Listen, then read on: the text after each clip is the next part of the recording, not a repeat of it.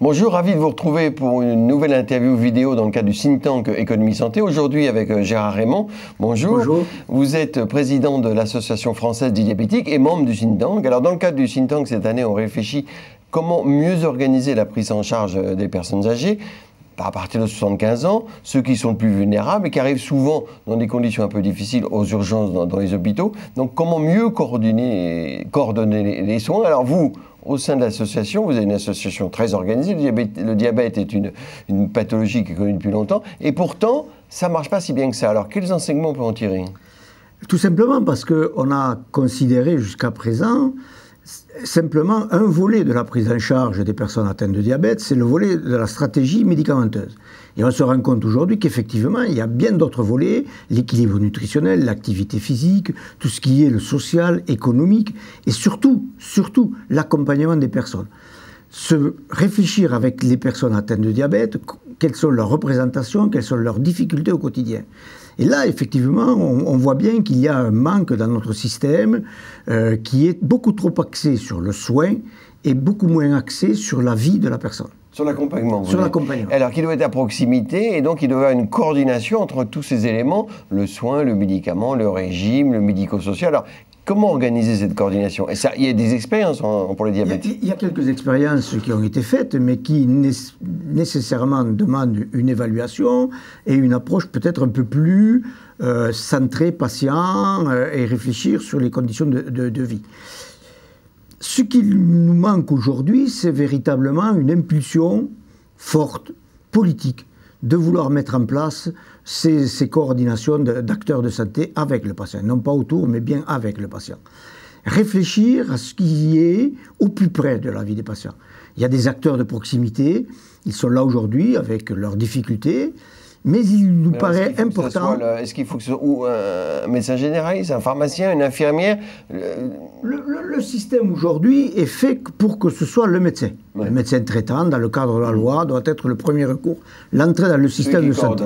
C'est lui qui doit coordonner. Bien, bon, acte. Il n'empêche que, dans certaines conditions, pourquoi pas le pharmacien, pourquoi pas l'infirmière, pourquoi pas la personne qui aide, l'assistance sociale qui aide la personne, la chargée de vie auprès de la personne âgée, peu importe. L'essentiel, c'est qu'il y ait une véritable dynamique autour et avec la personne et que, par contre, l'ensemble des acteurs connaissent les autres acteurs. Voilà, je crois que la difficulté, elle est là aujourd'hui. Voilà, mais alors comment on pourrait mieux organiser? Est-ce qu'il faut une structure en plus? Est-ce qu'il faut un référent? À votre avis, pour que... Alors ça dépend des populations, vous me direz, de diabétiques par exemple. Là aussi, je pense que effectivement, il est facile aujourd'hui, depuis Paris, de pondre des programmes, qu'ils soient d'éducation thérapeutique ou d'autres, et puis effectivement, on s'aperçoit que sur le terrain, ça ne colle pas avec la demande et l'attente des personnes, et leurs conditions de vie et leur représentation. Donc je pense qu'il faut laisser une large place à la réflexion locale des acteurs. Mais il faut, je pense, les forcer à se mettre autour d'une table et à réfléchir aux besoins locaux. D'abord évaluer les acteurs, mieux se connaître. Oui. On a des exemples qui sont... Vous avez dit les forcer, donc les forcer pour c'est-à-dire voilà, dans notre région, dans notre quartier, le pharmacien, l'infirmier, comment on prend en charge tel ou tel type de patient. Et qu'ils se mettent autour d'une table et qu'ils essaient de trouver les bonnes solutions, eux.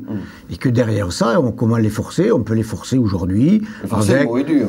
Oui, non, mais je pense que c'est très important. On sort de négociations sur les dépassements d'honoraires, sur les conventions, et je pense qu'il doit y avoir là véritablement une impulsion forte de l'État, du politique. Du politique qui doit dire, trouvons ensemble des solutions.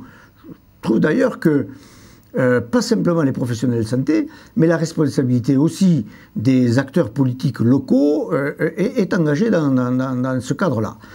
Et de réfléchir ce qui est le mieux pour une population donnée, dans un cadre donné. Et cela doit passer effectivement par des rémunérations, par des avantages ou des rémunérations que l'on peut trouver autres que la rémunération. C'est une nouvelle organisation. Donc c'est énorme, quand même. Et c'est une nouvelle organisation, c'est aussi des nouvelles compétences données à d'autres acteurs, ou de reconnaître certaines compétences à d'autres acteurs.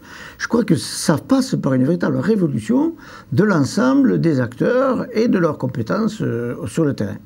Alors la révolution, elle n'est pas faite. On va avoir des difficultés. Pas forcément un grand soir, mais un petit matin. Oui. Mais là, par exemple, le fonds deuil chez les diabétiques, on sait qu'il faut la faire régulièrement. C'est pas fait. Comment c'est possible? Alors, d'abord, étudions ce qui est sur le terrain. On sait qu'il manque des ophtalmologues, et que effectivement, il y a des longues queues dans certaines régions. Certaines expériences ont été menées. Un rétinographe peut parfaitement être sur un véhicule itinérant et aller sur les places du marché. À partir de là, il faut qu'on se mette bien d'accord avec les services d'ophtalmo, que ce soit hospitaliers ou que ce soit libéraux, qu'il y ait une véritable coordination avec les médecins, pourquoi pas les pharmaciens, et que, effectivement, on peut mettre... Ça a été réussi dans certains endroits. Et je pense à quelques vallées du département de Midi-Pyrénées où on a démontré qu'effectivement, on pouvait améliorer cette prise en charge-là grâce à des véhicules mobiles. Gérard Raymond, merci. Merci. Vous voyez qu'on a beaucoup de travail dans le cadre de ce think tank. Alors, on va essayer de faire la révolution tranquille, mais j'espère qu'on va la faire.